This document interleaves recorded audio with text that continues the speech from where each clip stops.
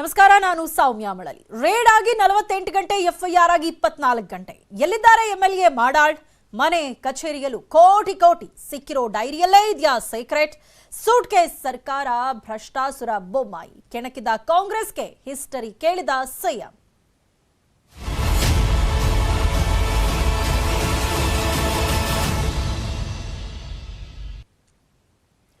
Raid ಆಗಿ 48 ಗಂಟೆ ಆಗಿದೆ, ಎಫ್ಐಆರ್ ಆಗಿ 24 ಗಂಟೆ ಆಗಿದೆ. ಆದರೂ ಕೂಡ ಶಾಸಕ ಮಾಡಾಳ್ ವಿರೂಪಾಕ್ಷಪ್ಪ ಎಲ್ಲಿದ್ದಾರೆ ಅನ್ನೋದು ಗೊತ್ತಾಗಿಲ್ಲ. ಈ ಪ್ರಕರಣದಲ್ಲಿ A1 ಶಾಸಕ ಮಾಡಾಳ್ ವಿರೂಪಾಕ್ಷಪ್ಪ ಅವರ ಬಂಧನ ಆಗಿಲ್ಲ. ಮಾಡಾಳ್ ವಿರೂಪಾಕ್ಷಪ್ಪ ಅವರಿಗಾಗಿ ಪೊಲೀಸರು ಹುಡುಕಾಡ್ತಾ ಇದ್ದಾರೆ. ಪುತ್ರ ಲಾಕ್ ಆಗ್ತಿದ್ದಂತೆ ಶಾಸಕ ಮಾಡಾಳ್ ನಾಪತ್ತೆಯಾಗಿದ್ದಾರೆ. ಮಾಡಾಳ್ ಬೆಂಗಳೂರಿನಲ್ಲಿದ್ದಾರಾ ಅಥವಾ ದಾವಣಗೆರೆಯಲ್ಲಿದ್ದಾರಾ? ಅಜ್ಞಾತ ಸ್ಥಳದಲ್ಲಿಟ್ಕೊಂಡೆ ನಿರೀಕ್ಷಣಾ ಜಾಮೀನಿಗೆ ಶಾಸಕ ಮಾಡಾಳ್ ವಿರೂಪಾಕ್ಷಪ್ಪ ಅವರು ಯತ್ನಿಸ್ತಾ ಇರುವಂಥದ್ದು. ರೇಡ್ ಆಗಿ 48 ಗಂಟೆ ಆಗಿದೆ, ಆಲ್ರೆಡಿ ಎಫ್ಐಆರ್ ಆಗಿ 24 ಗಂಟೆ ಆಗಿದೆ. ಪೊಲೀಸರು ಮಾಡಾಳ್ ವಿರೂಪಾಕ್ಷಪ್ಪ ಅವರಿಗಾಗಿ ಹುಡುಕಾಟ ನಡೆಸ್ತಾ ಇದ್ದಾರೆ. ಆದರೆ ಮಾಡಾಳ್ ವಿರೂಪಾಕ್ಷಪ್ಪ ಅವರು ಎಲ್ಲಿದ್ದಾರೆ ಅನ್ನುವಂತಹ ಸುಳಿವು ಇನ್ನೂ ಕೂಡ ಸಿಕ್ಕಿಲ್ಲ. ಹಾಗಾಗಿ ಪೊಲೀಸರು ಕೂಡ ಈಗ ಮಾಡಾಳ್ ವಿರೂಪಾಕ್ಷಪ್ಪ ಅವರಿಗಾಗಿ ಹುಡುಕಾಟ ನಡೆಸ್ತಾ ಇದ್ದಾರೆ. ಈಗ ಆಲ್ರೆಡಿ ಮಾಡಾಳ್ ವಿರೂಪಾಕ್ಷಪ್ಪ ಅವರು ನಿರೀಕ್ಷಣಾ ಜಾಮೀನಿಗಾಗಿ ಅರ್ಜಿಯನ್ನ ಹಾಕಿರುವಂಥದ್ದು. ನಿರೀಕ್ಷಣಾ ಜಾಮೀನನ್ನ ಪಡ್ಕೊಳ್ಳೋದಕ್ಕೆ ಪ್ರಯತ್ನ ಮಾಡ್ತಿದ್ದಾರೆ. ಮತ್ತೊಂದು ಕಡೆ ಪೊಲೀಸರು ಈ ಪ್ರಕರಣದಲ್ಲಿ A1 ಆಗಿರುವಂತಹ ಮಾಡಾಳ್ ವಿರೂಪಾಕ್ಷಪ್ಪ ಅವರಿಗಾಗಿ ಹುಡುಕಾಟ ನಡೆಸ್ತಾ ಇದ್ದಾರೆ.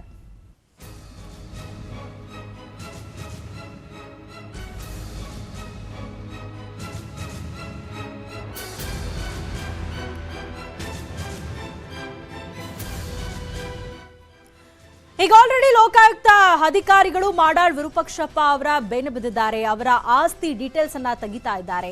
ಯಾವ ರೀತಿಯಾಗಿ ಅಕ್ರಮ ಆಸ್ತಿಯನ್ನ ಮಾಡಿದ್ದಾರೆ ಇದೆಲ್ಲದರ ಬಗ್ಗೆ ಈಗ ಪೊಲೀಸರು ತನಿಖೆಯನ್ನ ಮಾಡ್ತಾ ಇರುವಂತದ್ದು. ಸೊ ಮಾಡಾಳ್ ವಿರೂಪಾಕ್ಷಪ್ಪ ಅವರ ಬಂಧನಕ್ಕೂ ಕೂಡ ಕ್ಷಣಗಣನೆ ಆರಂಭ ಆಗಿದ್ದು, ಅವ್ರು ಎಲ್ಲಿದ್ದಾರೆ ಅನ್ನೋ ಹುಡುಕಾಟ ನಡೀತಾ ಇದೆ. ಸದ್ಯ ಈಗ ಲೋಕಾಯುಕ್ತರು ಮಾಡಾಳ್ ವಿರೂಪಾಕ್ಷಪ್ಪ ಅವರ ಬೆನ್ನು ಬಿದ್ದಿದ್ದಾರೆ. ಸೊ ಯಾವ ರೀತಿಯಾಗಿ ಈಗ ಲೋಕಾಯುಕ್ತ ಅಧಿಕಾರಿಗಳು ಅವರ ವಿರುದ್ಧ ಒಂದಷ್ಟು ದಾಖಲೆಗಳನ್ನ ಕಲೆಕ್ಟ್ ಮಾಡಿದ್ದಾರೆ ಅನ್ನೋದನ್ನು ನೋಡೋದಾದ್ರೆ, ಲೋಕಾಯುಕ್ತ ಅಧಿಕಾರಿಗಳಿಂದ ಈಗ ಇಂಚಿಂಚು ಬಿಡದೆ ತನಿಖೆಯನ್ನ ನಡೆಸಲಾಗ್ತಾ ಇದೆ. ಅಂದ್ರೆ ಅವರ ಚರಾಸ್ತಿ, ಸ್ಥಿರಾಸ್ತಿ ಏನೇನ್ ಮಾಡಿದ್ದಾರೆ ಇದೆಲ್ಲದರ ಬಗ್ಗೆ ಪೊಲೀಸರು ತನಿಖೆಯನ್ನ ಮಾಡ್ತಾ ಇದ್ದಾರೆ. ದಾಳಿ ವೇಳೆಗೆ ಈಗ ದಾಖಲಾತಿಗಳನ್ನ ಏನ್ ವಶಕ್ಕೆ ಪಡ್ಕೊಂಡಿದ್ದಾರೋ ಆ ದಾಖಲಾತಿಗಳ ಪರಿಶೀಲನೆಯನ್ನ ಕೂಡ ಲೋಕಾಯುಕ್ತ ಅಧಿಕಾರಿಗಳು ಮಾಡ್ತಾ ಇದ್ದಾರೆ. ಮಾಡಾಳ್ ಅಧ್ಯಕ್ಷರಾಗಿದ್ದ ಅವಧಿಯ ಟೆಂಡರ್ಗಳ ಶೋಧ ನಡೀತಾ ಇದೆ. ಈಗ ಆಲ್ರೆಡಿ ಟೆಂಡರ್ ವಿಚಾರಕ್ಕೆ ಸಂಬಂಧಪಟ್ಟ ಹಾಗೆ ಲಂಚ ಕೇಳಿ ಸಿಕ್ಕಾಕೊಂಡಿರುವಂತದ್ದು. ಹಾಗಾಗಿ ಈ ಹಿಂದೆ ಯಾವ್ಯಾವ ಟೆಂಡರ್ಗಳನ್ನ ಕರೆಯಲಾಗಿತ್ತು ಅದೆಲ್ಲದರ ಬಗ್ಗೆ ಮಾಹಿತಿಯನ್ನ ಕಲೆ ಹಾಕಿದ್ದಾರೆ.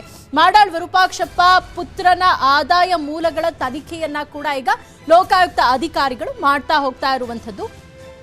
ಸದ್ಯ ಈಗ ಓರ್ವ ಪುತ್ರ ಪೊಲೀಸ್ ಕಸ್ಟಡಿಯಲ್ಲಿರುವಂಥದ್ದು. ಮಗನ ಕಚೇರಿಯಲ್ಲಿ ಸಿಕ್ಕಂತಹ 2 ಕೋಟಿ ಹಣದ ವಿವರ ಈಗ ಪತ್ತೆ ಆಗಿದೆ. ಅವರ ಕಚೇರಿ ಹಾಗೆ ಮನೆಯಲ್ಲಿ ದಾಖಲಾತಿಗಳನ್ನೇನು ವಶಕ್ಕೆ ಪಡ್ಕೊಂಡಿದ್ರು ಅದಕ್ಕೆ ಸಂಬಂಧಪಟ್ಟಾಗಿ ಕೂಡ ತನಿಖೆಯನ್ನ ಮಾಡ್ತಾ ಇರುವಂಥದ್ದು. ಈಗ ಕಚೇರಿಯಲ್ಲಿ 2 ಕೋಟಿ ಸಿಕ್ಕಿತ್ತು, ಹಾಗೆ ಅವರ ಮನೆಯಲ್ಲಿ ಸಿಕ್ಕಂತಹ 6 ಕೋಟಿ ಹಣದ ತನಿಖೆಯನ್ನ ಕೂಡ, ಹಣದ ಮೂಲದ ಬಗ್ಗೆ ಅಂದ್ರೆ ಎಲ್ಲಿಂದ ಇಷ್ಟೊಂದು ಕ್ಯಾಶ್ ಬಂತು ಇದೆಲ್ಲದರ ಬಗ್ಗೆ ಅಧಿಕಾರಿಗಳೀಗ ತನಿಖೆಯನ್ನ ಮಾಡ್ತಾ ಇರುವಂಥದ್ದು. 6 ಕೋಟಿ ಬೆನ್ನು ಬಿದ್ದಿದೆ ಆದಾಯ ತೆರಿಗೆ ಇಲಾಖೆ.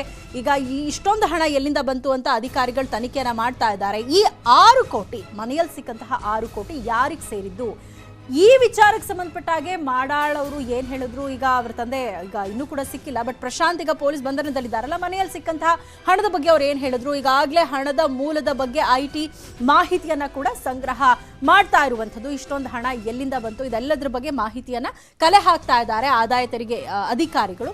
ಇದರ ಜೊತೆಗೆ ಇನ್ನೂ ಕೂಡ ಲೋಕಾಯುಕ್ತ ಅಧಿಕಾರಿಗಳು ಆಲ್ರೆಡಿ ಈಗ ಸಾಕಷ್ಟು ಮಾಹಿತಿಯನ್ನ ಕೂಡ ಕಲೆ ಹಾಕಿರುವಂಥದ್ದು. ಏನೋ ಈ ಎಲ್ಲ ಒಂದು ವಿಚಾರಗಳೀಗ ರಾಜ್ಯದಲ್ಲಿ ದೊಡ್ಡ ಮಟ್ಟದಲ್ಲಿ ಸದ್ದು ಮಾಡ್ತಾ ಇದೆ. ಗೃಹ ಸಚಿವ ಆರ್ಗ ಜ್ಞಾನೇಂದ್ರ ಅವರು ಈ ವಿಚಾರಕ್ಕೆ ಸಂಬಂಧಪಟ್ಟಾಗಿ ರಿಯಾಕ್ಟ್ ಮಾಡಿದ್ದಾರೆ. ಏನು ಹೇಳಿದ್ದಾರೆ ಬನ್ನಿ ನೋಡೋಣ. ಇದ್ರ ಬಗ್ಗೆ ನಾನು ಹೇಳಲಿಕ್ಕೆ ಏನೂ ಇಲ್ಲ. ನಮ್ಮ ಈ ಅವಧಿನಲ್ಲಿ ಪೊಲೀಸು ಮತ್ತು ಲೋಕಾಯುಕ್ತ ಪಾರದರ್ಶಕವಾಗಿ ವಿಚಾರಣೆ ಮಾಡುತ್ತೆ. ಯಾರೇ ಇದ್ದರೂ ಕೂಡ ಅವ್ರನ್ನ ಬಂಧಿಸಬೇಕು ಅಂದರೆ ಬಂಧಿಸುತ್ತೆ. ಇಲ್ಲಿಗಲ್ ಆಗಿ ಅವರ ಆಸ್ತಿ ಹಣ ಏನಾದ್ರು ಇದ್ದರೆ ಅದನ್ನು ಕೂಡ ವಿಚಾರಣೆ ಹಂತದಲ್ಲಿದ್ದ ವಿಚಾರಣೆ ಮಾಡ್ತಾರೆ. ಸರ್ಕಾರ ಇದು ಎಲ್ಲೂ ಕೂಡ ಮೂಗು ಹಾಕೋದಿಲ್ಲ. ಶಾಸಕ ವಿರೂಪಾಕ್ಷಪ್ಪಗೆ ನೋಟಿಸ್ ನೀಡೋದಕ್ಕೆ ಲೋಕಾಯುಕ್ತ ಸಿದ್ಧತೆ ಮಾಡಿಕೊಂಡಿದೆ.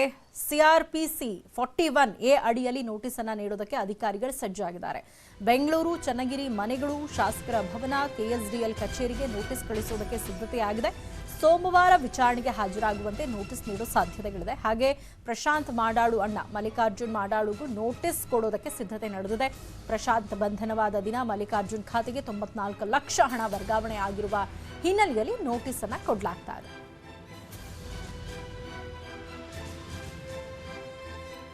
ಇದೆಲ್ಲದರ ಬಗ್ಗೆ ಹೆಚ್ಚಿನ ಡೀಟೇಲ್ಸ್ ಕೊಡ್ತಾರೆ ನಮ್ಮ ಪ್ರತಿನಿಧಿ ಮಂಜುನಾಥ್. ಇದೀಗ ನಮ್ಮ ಜೊತೆ ಲೈವ್ ಕನೆಕ್ಟೆಡ್ ಇದ್ದಾರೆ. ಮಂಜುನಾಥ್, ಈಗ ಆಲ್ರೆಡಿ ಲೋಕಾಯುಕ್ತ ಅಧಿಕಾರಿಗಳು, ಐಟಿ, ಇಡಿ ಅಧಿಕಾರಿಗಳೆಲ್ಲರೂ ಕೂಡ ಈ ಒಂದು ಪ್ರಕರಣದಲ್ಲಿ ಎಂಟ್ರಿ ಆಗಿರುವಂತದ್ದು. ಈಗ ಮಾಡಾಳ್ ವಿರೂಪಾಕ್ಷಪ್ಪ ಅವರು ಎಲ್ಲಿದ್ದಾರೆ? ಅವರ ಹುಡುಕಾಟದಲ್ಲಿ ಒಂದ್ ಕಡೆ ಪೊಲೀಸರಿದ್ದಾರೆ, ಮತ್ತೊಂದ್ ಕಡೆ ಈಗ ತನಿಖೆಯ ಆಂಗಲ್ ಬಗ್ಗೆ ನಾವು ನೋಡೋದಾದ್ರೆ ಯಾವ ರೀತಿಯಾಗಿ ಈಗ ಲೋಕಾಯುಕ್ತ ಅಧಿಕಾರಿಗಳು ತನಿಖೆನ ಮಾಡ್ತಾ ಹೋಗ್ತಿದ್ದಾರೆ?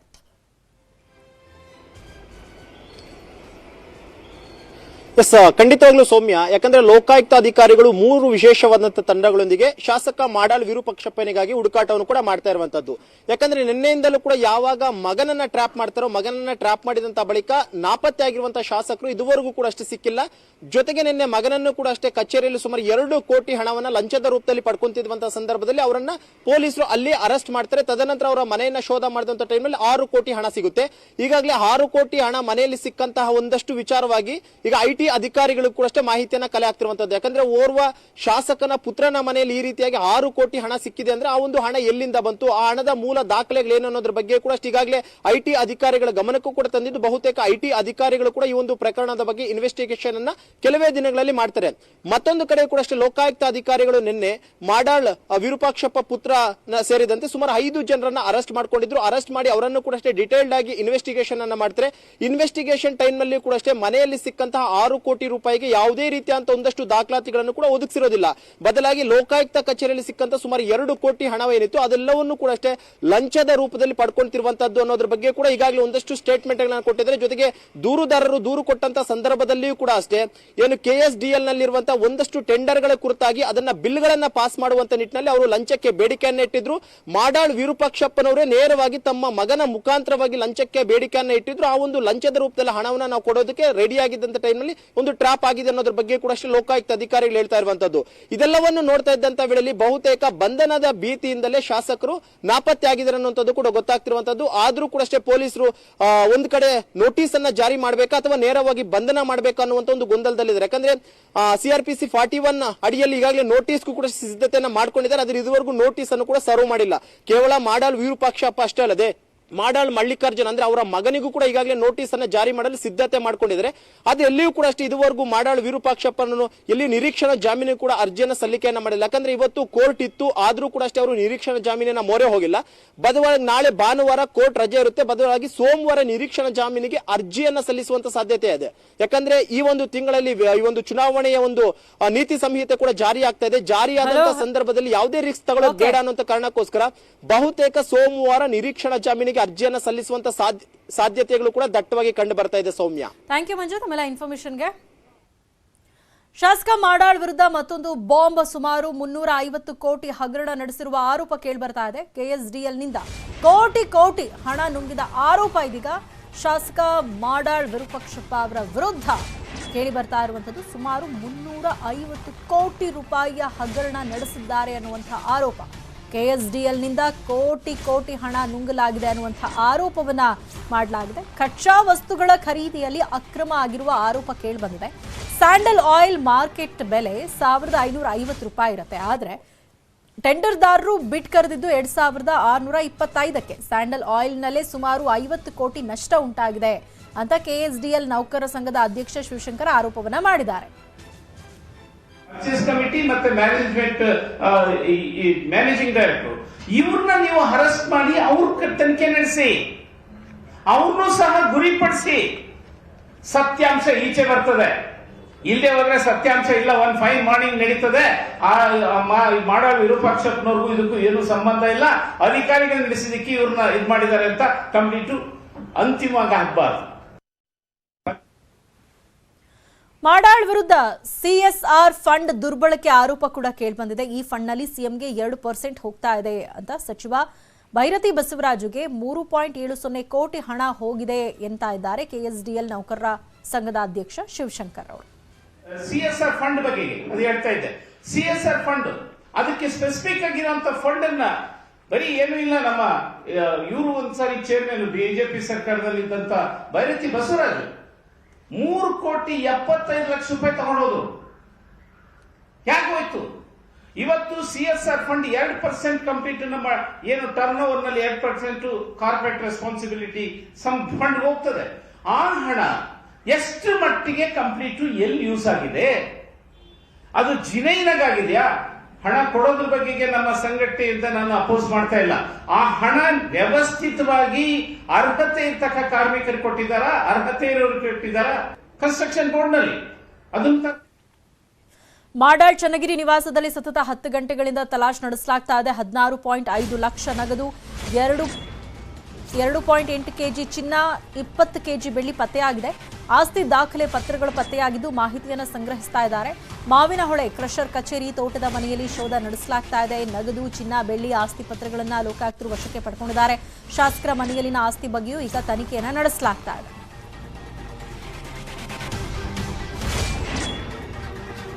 ಮಾಡಾಳ್ ವಿರೂಪಾಕ್ಷಪ್ಪ ಅವರ ನಿವಾಸದಲ್ಲಿ ಇದೀಗ ಅಧಿಕಾರಿಗಳು ನಿರಂತರವಾಗಿ ತಲಾಶ್ ಮಾಡ್ತಾ ಇರುವಂಥದ್ದು. ಚನ್ನಗಿರಿಯ ನಿವಾಸದಲ್ಲಿ ಈಗ ಕೆಜಿ ಚಿನ್ನ, ಬೆಳ್ಳಿ ವಸ್ತುಗಳು ಪತ್ತೆಯಾಗಿದೆ. 20 ಕೆಜಿ ಬೆಳ್ಳಿ ಪತ್ತೆಯಾಗಿದ್ದು 2.8 ಕೆಜಿ ಚಿನ್ನ ಪತ್ತೆಯಾಗಿದೆ. ಅದರ ಜೊತೆಗೆ ಆಸ್ತಿ ದಾಖಲೆ ಪತ್ರಗಳು ಕೂಡ ಪತ್ತೆಯಾಗಿದೆ. ಮಾಹಿತಿಯನ್ನ ಈ ಕುರಿತಂತೆ ಸಂಗ್ರಹ ಮಾಡ್ತಿದ್ದಾರೆ. ಅದರ ಜೊತೆಗೆ ಮಾವಿನಹೊಳೆ ಕ್ರಷರ್ ಕಚೇರಿ, ತೋಟದ ಮನೆಯಲ್ಲಿ ಶೋಧವನ್ನ ನಡೆಸ್ತಾ ಇದ್ದಾರೆ ಅಧಿಕಾರಿಗಳು.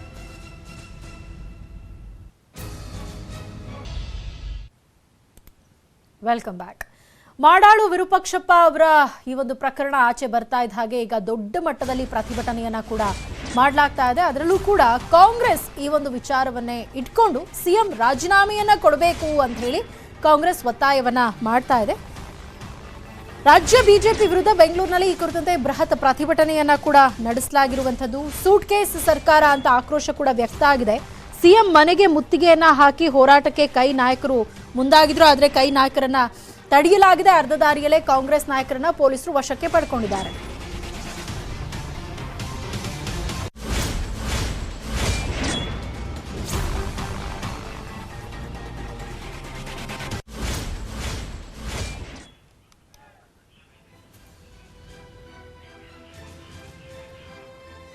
ಮಾಡಾಳ್ ವಿರೂಪಾಕ್ಷಪ್ಪ ಅವರ ಪುತ್ರ ಇದೀಗ ಲಂಚ ಸ್ವೀಕರಿಸುವಂತಹ ಸಂದರ್ಭದಲ್ಲಿ ಲೋಕಾಯುಕ್ತ ಬಲೆಗೆ ಬಿದ್ದಿದ್ದಾರೆ. ಅವರನ್ನ ಅರೆಸ್ಟ್ ಮಾಡಲಾಗಿದೆ. ಈ ಎಲ್ಲ ಒಂದು ವಿಚಾರ ರಾಜ್ಯದಲ್ಲಿ ದೊಡ್ಡ ಮಟ್ಟದಲ್ಲಿ ಸುದ್ದಿ ಆಗ್ತಾ ಇರುವಂತದ್ದು. ಈಗ ಮಾಡಾಳ್ ವಿರೂಪಾಕ್ಷಪ್ಪ ಅವರ ವಿರುದ್ಧ ಕಾಂಗ್ರೆಸ್ ನಾಯಕರು ಪ್ರತಿಭಟನೆಯನ್ನ ನಡೆಸ್ತಾ ಇದ್ದಾರೆ. ಅಲ್ಲದೆ 40% ಕಮಿಷನ್ ಸರ್ಕಾರ ಅನ್ನುವಂತಹ ಆರೋಪಕ್ಕೆ ಪುಷ್ಟಿ ನೀಡುವಂತಿದೆ ಈಗ ಬೆಳಕಿಗೆ ಬಂದಿರುವಂತಹ ಪ್ರಕರಣಗಳು. ಹಾಗಾಗಿ ಸಿಎಂ ರಾಜೀನಾಮೆಯನ್ನ ಕೊಡಬೇಕು ಅಂತ ಹೇಳಿ ಆಕ್ರೋಶ ವ್ಯಕ್ತ ಆಗಿದೆ. ಬೊಮ್ಮಾಯಿ ರಾಜೀನಾಮೆಗೆ ಕಾಂಗ್ರೆಸ್ ಒತ್ತಾಯವನ್ನ ಮಾಡಿರುವಂಥದ್ದು. ಸೂಟ್ ಕೇಸ್ ಸರ್ಕಾರ ಅಂತ ಹೇಳಿ ಆಕ್ರೋಶವನ್ನ ವ್ಯಕ್ತಪಡಿಸಿದ್ದಾರೆ. ಸಿಎಂ ಮನೆಗೆ ಮುತ್ತಿಗೆ ಹಾಕೋದಕ್ಕೆ ಕೈ ನಾಯಕರು ಹೊರಟಿದ್ರು. ಆ ಸಂದರ್ಭದಲ್ಲಿ ಅರ್ಧ ದಾರಿಯಲ್ಲೇ ಕಾಂಗ್ರೆಸ್ ನಾಯಕರನ್ನ ಪೊಲೀಸರು ತಡೆದು ಅವರನ್ನ ವಶಕ್ಕೆ ಪಡ್ಕೊಂಡಿದ್ದಾರೆ. ನಾವು ದೃಶ್ಯಗಳಲ್ಲಿ ಗಮನಿಸಬಹುದು. 40% ಬಿಜೆಪಿ ಅಂತ ಹೇಳಿ ಕಾಂಗ್ರೆಸ್ ನಾಯಕರು ಇದನ್ನೇ ದೊಡ್ಡ ಮಟ್ಟದಲ್ಲಿ ಈಗ ಈ ವಿಚಾರಕ್ಕೆ ಸಂಬಂಧಪಟ್ಟ ಹಾಗೆ ಪ್ರತಿಭಟನೆಯನ್ನ ಮಾಡ್ತಾ ಇದ್ದಾರೆ.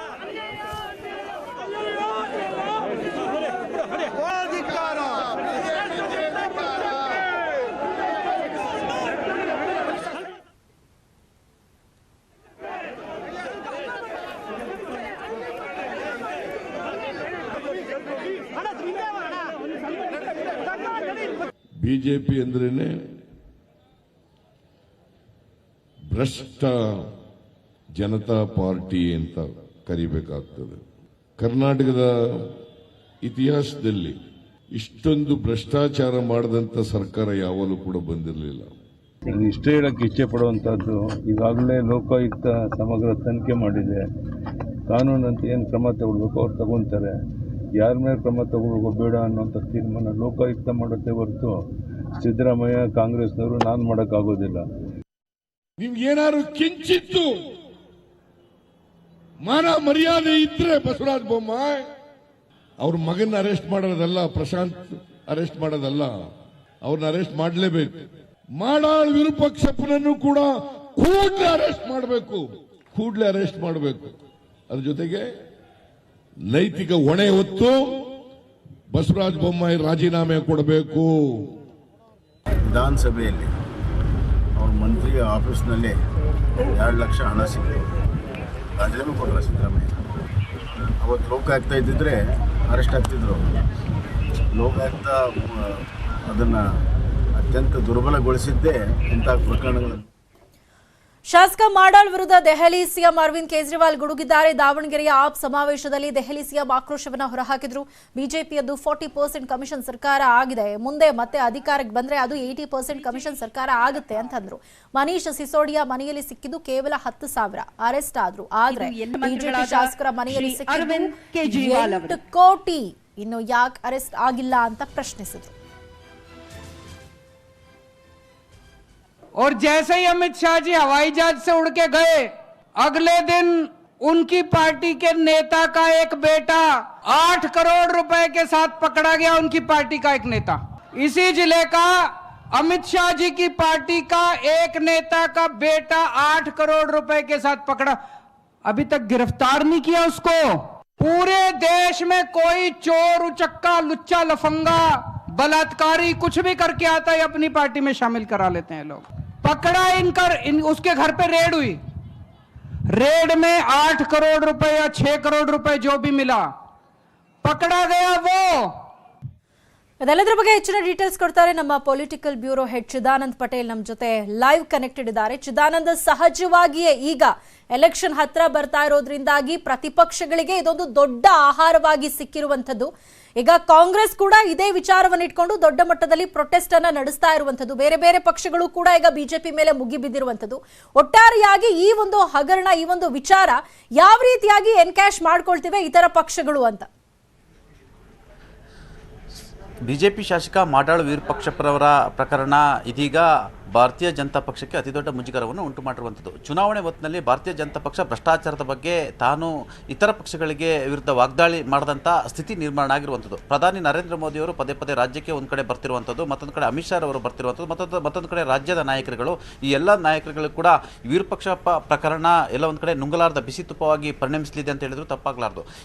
ಇದರ ಲಾಭವನ್ನು ಪಡಲಿಕ್ಕೆ ಕಾಂಗ್ರೆಸ್ ಪಕ್ಷ ಎಲ್ಲ ರೀತಿಯ ಸಿದ್ಧತೆಯನ್ನು ಮಾಡ್ಕೊಂಡಿರುವಂಥದ್ದು. ಇದರ ಭಾಗವಾಗಿ ಇವತ್ತು ವಿಪಕ್ಷ ನಾಯಕ ಸಿದ್ದರಾಮಯ್ಯ ಮತ್ತು ಕಾಂಗ್ರೆಸ್ನ ಉಸ್ತುವಾರಿ ಸುರ್ಜೇವಾಲ್ ರವರು ಬೆಂಗಳೂರಿನಲ್ಲಿ ಬೃಹತ್ ಪ್ರತಿಭಟನೆಯನ್ನು ಮಾಡಿದರು. ಇವತ್ತು ಬೆಂಗಳೂರು ಸೇರಿದಂತೆ ದಾವಣಗೆರೆ, ಚನ್ನಗಿರಿ, ಶಿವಮೊಗ್ಗ, ಮಂಗಳೂರು ಸೇರಿದಂತೆ ರಾಜ್ಯದ 20ಕ್ಕೂ ಹೆಚ್ಚು ಜಿಲ್ಲೆಗಳಲ್ಲಿ ಕಾಂಗ್ರೆಸ್ ತನ್ನದೇ ಆದ ರೀತಿಯಲ್ಲಿ ದೊಡ್ಡ ಮಟ್ಟದ ಪ್ರತಿಭಟನೆಯನ್ನು ಮಾಡಿರುವಂಥದ್ದು. ಮತ್ತು ಚುನಾವಣೆಯ ಪ್ರಮುಖ ಅಜೆಂಡಾ ಕೂಡ ಇದು ಒಂದು ಆಗಿರುತ್ತೆ ಅನ್ನುವ ಮಾತನ್ನು ಹೇಳುವ ಮುಖಾಂತರ ವಿಪಕ್ಷ ನಾಯಕ ಸಿದ್ದರಾಮಯ್ಯವರು ಇದು ಚುನಾವಣಾ ಸಂದರ್ಭದಲ್ಲಿ ಬಿಜೆಪಿ ವಿರುದ್ಧ ಭ್ರಷ್ಟಾಚಾರದ ಅತಿದೊಡ್ಡ ಅಸ್ತ್ರ ಅಂತ ಹೇಳುವ ಮುಖಾಂತರ ಬಿಜೆಪಿ ವಿರುದ್ಧ ನಿರಂತರವಾಗಿ ಚುನಾವಣೆಯಲ್ಲಿ ಇದನ್ನು ಪ್ರಸ್ತಾಪ ಮಾಡಲಿಕ್ಕೆ ತೀರ್ಮಾನ ಮಾಡಿರುವಂಥದ್ದು.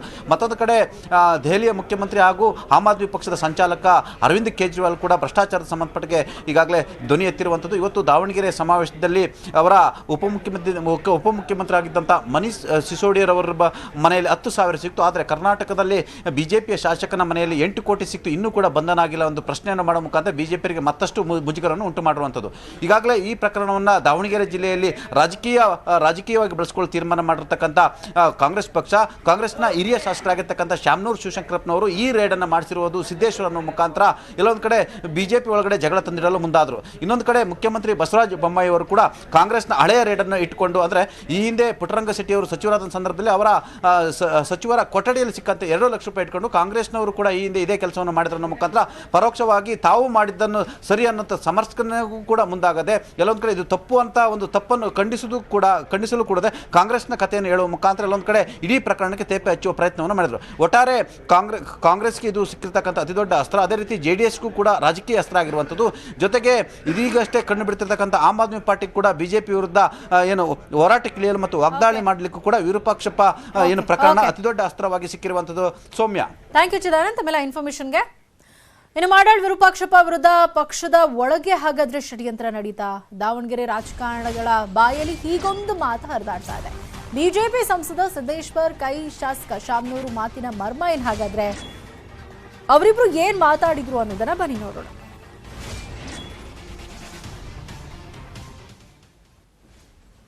ಯಾರೇ ತಪ್ಪು ಮಾಡಿದ್ರು ಕೂಡ ಅವರ ಶಿಕ್ಷೆ ಆಗಬೇಕು ಅನ್ನೋ ದೃಷ್ಟಿಯಿಂದ ನಮ್ಮ ಪಾರ್ಟಿ ಮಾಡಿದೆ. ಇದ್ರಿಗೆ ಯಾವುದೇ ಥರದಿಲ್ಲ. ಯಾರು ತಪ್ಪು ಮಾಡಿದ್ರೆ ಅವ್ರು ನೀರು ಕುಡಿಲೇಬೇಕು. ಯಾರೇ ತಪ್ಪು ಮಾಡಿದ್ರು ಕೂಡ ಅವರ ಶಿಕ್ಷೆ ಆಗಬೇಕು ಅನ್ನೋ ದೃಷ್ಟಿಯಿಂದ ನಮ್ಮ ಪಾರ್ಟಿ ಮಾಡಿದೆ. ಇದ್ರಿಗೆ ಯಾವುದೇ ಥರದಿಲ್ಲ. ಯಾರು ತಪ್ಪು ಮಾಡಿದ್ರೆ ಅವರು ನಮ್ಮಲ್ಲಿ ಹೇಳ್ತಿದ್ದಾರೆ ಸಿದ್ದೇಶ್ ಮಾಡ್ಸೋಣ ಅಂತ.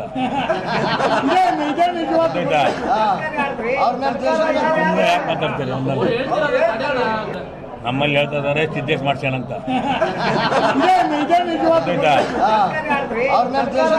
ಯಾಕೆ ಮಾತಾಡ್ತೀರಿ? ಇದಿಷ್ಟು ಸದ್ಯದ ನ್ಯೂಸ್ ಅಪ್ಡೇಟ್ಸ್ ನೋಡ್ತಾ ಇರಿ ನ್ಯೂಸ್ 18 ಜಾಲ ನಮ್ಮದು ಬಲ ನಿಮ್ಮದು.